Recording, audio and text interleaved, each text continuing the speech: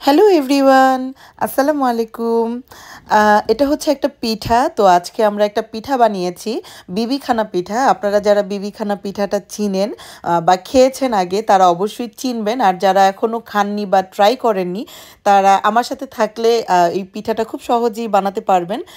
এটা কিন্তু বাংলাদেশের একটা খুবই জনপ্রিয় মানে পিঠা। তো কোনো নির্দিষ্ট এরিয়া নাই। তারপরও আমার হাসব্যান্ড যেহেতু বিক্রমপুরের মানুষ, তো ওনারা খুবই এই পিঠাটা খায় এবং আমরাও খাই। সত্যি কথা যেটা, আমার দাদি, নানি এরা খুব ভালো বানাইতো। ইভেন আমার বড় খালা খুব মজা করে এই পিঠাটা বানাইতো। তো আজকের পিঠা হচ্ছে গিয়ে মুসার বাবা বানাচ্ছে আর আমি হচ্ছে ভিডিও করতেছি। পিঠায় কি কি লাগবে খুব মানে শর্টকাটে বলবো। 2টা ডিম দিয়েছি এবং দুধ হিসাবে আমরা হচ্ছে ইভা প্রোটিন মিল্ক একটা ইউজ করেছি, মানে 2টা ডিমে একটা ইভা প্রোটিন মিল্ক ইউজ করেছি। তো এটা ঢেলে খুব ভালো মতো নাড়তে চাড়তে হবে।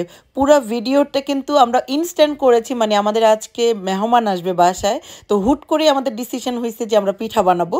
আর এটা হচ্ছে গিয়ে খেজুরের গুড়। খেজুরের গুড়টাকে একটু পানি দিয়ে মাইক্রোওভেনে মেল্ট করে নিয়েছি, মানে একটু পানি দিয়ে নিয়েছি। আর মোস্ট ইম্পর্ট্যান্ট হচ্ছে গিয়ে নারিকেল। তো এরকম নারিকেল আমাদের এখানে পাওয়া যায়, মানে কানাডাতে একদম প্যাকেট করা শুকনা নারিকেল। তো আপনার কাছে যদি মানে মেইন নারিকেল থাকে, ওইটাও ইউজ করা যায়, আরও ভালো। তো নারকেল, তারপরে যে খেজুরের গুড়, এই ডিম আর দুধের সাথে ভালো করে মিশাচ্ছি। হ্যাঁ, তো যেই কারণে বলতেছিলাম যে আমরা ইনস্ট্যান্ট বানাচ্ছিলাম এবং ভিডিও করতেছিলাম, মানে আগের থেকে প্রিপারেশন ছিল না, তাই বলে অনেক কিছু একটু এলোমেলো অবস্থা। মানে উপকরণগুলো যে আগের থেকে দেখাবো বা সেরকম উপায় নাই। এটা হচ্ছে আইসিং সুগার। তো মেইন সুগারও ইউজ করা যায়, যেহেতু আমাদের কাছে একটু আইসিং সুগার ছিল তাই আমরা ওইটা দিয়েছি। পরিমাণ মতো, স্বাদ মতো, যেহেতু দিয়েছি, গুড় দিয়েছি, তো সেই ক্ষেত্রে একটু মিষ্টিটা ওরকম ব্যালেন্স করার জন্যই দিতে হবে। আর হচ্ছে কিশমিশ, কিশমিশটা স্বাদের জন্য, সত্যি কথা যেটা। আর এখন হচ্ছে গিয়ে প্রসেস করব হচ্ছে গিয়ে আমাদের যেই মেইন গুঁড়া চাল বা সেটা। তো অন্য আরেকটা পাত্রে হচ্ছে গিয়ে আমরা 1 কাপের মতন মানে আমাদের চালের গুঁড়া, যেটা শুকনা চালের গুঁড়া, সেটা নিয়েছি। আর হাফ কাপের মতো হচ্ছে একটু ময়দা নিয়েছি। তো এরকম চালের গুঁড়া, শুকনা চালের গুঁড়াটা আমাদের এখানে খুব সুন্দর যে কোনো বাংলা গ্রোসারিতে পাওয়া যায়। তো আমি এরকম প্যাকেট করে বক্স করে রাখি। তো চালের গুঁড়ার সাথে একটু ময়দা মিক্স করে তারপরে আর কি কি দিব সেগুলো হচ্ছে একসাথে বলতেছি। তো বললাম না, খুবই আমাদের আনপ্রিপারেশনেবল একটা ভিডিও। তো আশেপাশে আমাদের যেহেতু মেহমান আসবে, অনেক কিছুই আছে ছড়ানো ছিটানো। একটু গুঁড়া দুধ দিয়ে দিলাম। এগুলো হচ্ছে কি মানে একদমই চোখের আন্দাজ বা স্বাদ মতো এরকম। একটু হচ্ছে বেকিং পাউডার এবং লবণ দিয়ে খুব ভালো করে এই মানে চালের গুঁড়ার যে মিশ্রণটা, সেই মিশ্রণটাকে আগে মিক্স করব।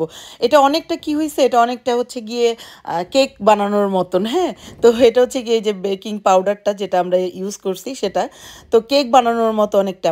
সত্যি কথা বলতে এই পিঠাটা মুসার বাবাই সবসময় বানায়। আর আমি হচ্ছে গিয়ে দেখি বা করি, কখনো ওরকম আগ্রহ নিয়ে শেখা হয় নাই। তো আজকে ভাবলাম যে আমি নিজে ভিডিও করে রাখি, নেক্সটে আমি বানাবো আর একটু ভালো করে প্রিপারেশন নিয়ে তারপরে বানাবো। তো যেটা হয়েছে যে আগের যে মিশ্রণটা আমরা বানায় রাখছিলাম, যে ডিম দুধ ওইটার, তো ওইটার সাথে আস্তে আস্তে মানে মিক্স করতে হবে। সেটা হচ্ছে অনেকটা কেকের মতনই। তো অল্প অল্প করে গুঁড়ি দিয়ে আস্তে আস্তে করে মিক্স করতে হবে, যাতে করে গুড়ের যে গুলটিটা আছে ওইটা না থাকে। সুন্দর করে ঘুরায় ঘুরায় ইউজ করতে হবে। তো এটা ভালো মতন আমাদের মানে মাখানো হয়ে গেছে। তো এরকম একটা কনসিস্টেন্সি আসবে, যে মানে বেশি পাতলাও না এবং বেশি ঘনও না, সেই রকম। তো এটার সাথে মিক্স করতে হবে তেল এবং কি বলে এটাকে, ঘি। ঘিটা অবশ্যই দিতে হবে, কারণ অনেক সুন্দর একটা স্মেল আসবে। তো তেল এবং ঘি হচ্ছে পরিমাণ মতো, সেটাও মানে নিজের চোখের আন্দাজের মতো। তো এখানে মোটামুটি অনেকখানি তেল বা ঘি লাগছে, যেটা সত্যি কথা দিতে হয় এটা মানে করার জন্য, বেক করার জন্য। তো আমরা এই মানে আজকের পিঠাটা বানাবো হচ্ছে গিয়ে আমাদের যে এয়ার ফ্রাইটা আছে সেই এয়ার ফ্রাইতে। আর এটা চুলাতেও বানানো যায় বা আমাদের যে ওভেন আছে সেই ওখানেও বানানো যায়, সবভাবেই বানানো যায়। তো আমরা এয়ার ফ্রাইতে বানাবো এটা। আমি দেখলাম যে খুবই ইজি এয়ার ফ্রাইতে বানানো। তো এয়ার ফ্রাইতে বানানোর জন্য আমরা কিছুক্ষণ এই ইয়াটাকে এক জায়গায় রাখছিলাম, আধা ঘন্টার মতো, এই মিশ্রণটাকে।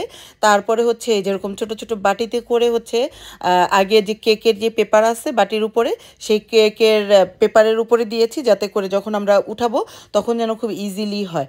তো এই বাটিগুলোর কথা বলি, এই বাটিগুলো হচ্ছে একদম বাংলাদেশ থেকে নিয়ে আসছি, ছোট্ট ছোট্ট বাটি। আমি বলি বাটিটা এটার সাইজটা কীরকম, 2টা বা 3টে ডিমের পুডিং হবে, এত ছোট। তো এগুলো আমার মনে হয় যে সবচেয়ে সুন্দর সুন্দর জিনিস বাংলাদেশেই পাওয়া যায়। এত সুন্দর সুন্দর বাটিগুলো আমি বাংলাদেশ থেকে মুসার বাবা আর কি নিয়ে আসছে। তো আমি যেহেতু মানে পুডিং বানাই, তো এটার জন্য 2টা ডিমের বা 3টে ডিমের পুডিং মানে ছোট ছোট করে পুডিং বানানোটা খুব ইজি। তো এই হচ্ছে গিয়ে আমাদের এয়ার ফ্রাইটা। সেইটাতে কিভাবে বানাবো সেটা আমাদের যেহেতু এয়ার ফ্রাই, তাই জন্য ছোট ছোট বাটি ইউজ করা লাগছে, আর নাহলে বড় একটাতে করে চুলাতে করে বানায় ফেলানো যেত। তো এই বাটিগুলোর আবার ঢাকনাও আছে, এটা একটা সুবিধা। তো এয়ার ফ্রাইতে আপনারা যদি কেউ বানাইতে চান, মানে আপনাদের যাদের কাছে এয়ার ফ্রাই আছে, প্রথমেই খুব বেশি হিট দিবেন না, তাহলে আশেপাশে বেশি তাড়াতাড়ি পুড়ে যাবে। তো এটাকে হচ্ছে গিয়ে আমরা প্রথমে কিছুটা হিটে দিয়ে মানে 340-এর মতো হিটে দিয়ে 30 মিনিট দিয়েছিলাম। তারপরে তারপরে হচ্ছে একবার চেক করে নিয়েছি, যে 30 মিনিটের পর একবার চেক করে নিয়েছি যে কী অবস্থা, দেখা যাক। তো তারপরের বার মানে একবার 30 মিনিটের পরে আমরা আবার 30 মিনিটের মতো দিছি, তখন হচ্ছে কি 370-এ দিয়েছিলাম হাই, কারণ তখন হচ্ছে আমাদের দরকার মানে জিনিসটা আশেপাশে পোড়া পোড়া। তো এই হয়ে গেছে আমাদের একটা পিঠা। বিবিখানা পিঠা মানেই হচ্ছে নিচে দিয়ে একদম পোড়া পোড়া হবে, খুব সুন্দর হবে এরকম টাইপের। তো খুব সুন্দর হয়েছে এবং এত সুন্দর একটা স্মেল আসছে, মানে বলার বাইরে। আপনারা যারা ট্রাই করছেন তারা তো করছেনই, আর যারা ট্রাই করেন না খুব করতে পারেন আমার এই মানে স্বল্প সময়ে খুব সহজ একটা মানে ভিডিও দেখে বা রেসিপি দেখে, হাতের কাছে যেসব উপকরণ আছে সেগুলো দিয়েই হয়ে যাবে। অ্যান্ড বিলিভ মি, আমাদের এত তাড়াহুড়ার ভিতরে এই পিঠাটা বানানো, বাট এত পারফেক্ট হয়েছে, লাইক মিষ্টি, তারপর সব কিছু বেকিং সব কিছু খুবই পারফেক্ট হয়েছে। Thanks for watching. ভালো লাগলে অবশ্যই একটা কমেন্ট করে দিবেন। বাই।